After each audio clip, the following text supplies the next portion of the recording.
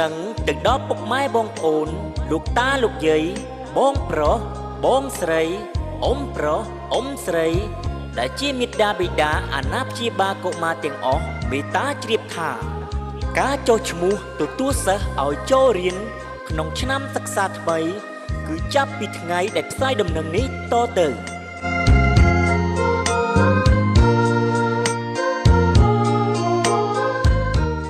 អាស្រ័យហេតុនេះ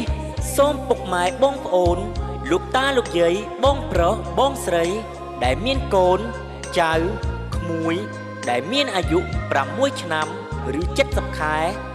សូមរុះរាន់នាំពួកគេមកចុះឈ្មោះចូលរៀនឲ្យបានគ្រប់គ្នា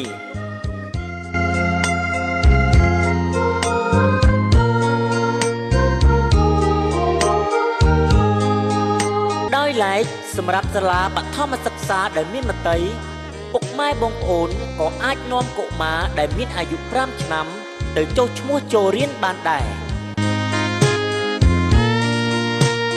ព័ត៌មានលម្អិតសូមពុកម៉ែបងប្អូនលោកតាលោកយាយរុះរាន់ទំនាក់ទំនងទៅលោកនាយកលោកគ្រូអ្នកគ្រូឬទៅសាលារៀនដោយផ្ទាល់នៅតាមមូលដ្ឋានរស់នៅរបស់ពុកម៉ែបងប្អូនសូមអរគុណសាលារៀនគឺជាថ្នាលសាបព្រោះនៅចំណេះដឹងដែលអាចជឿជាក់និងទុកចិត្តបាន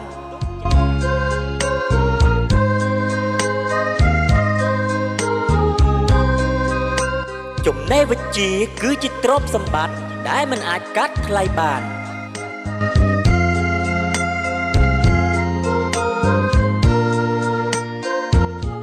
ការឲ្យកុមារចូលរៀននៅថ្ងៃនេះ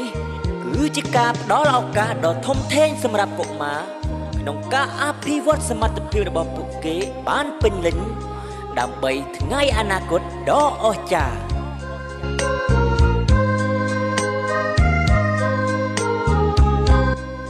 កុមារជាអ្នកបន្តវេននិងជាធនធានដ៏សំខាន់របស់គ្រួសារនិងសង្គមជាតិការឲ្យកុមារបានចូលរៀនគឺមានន័យថាគឺជាការរួមចំណែកគោរពច្បាប់ជាតិនិងអន្តរជាតិនិងបានបំពេញកាតព្វកិច្ចជាមេត្តាបិតាល្អនិងជាពលរដ្ឋល្អ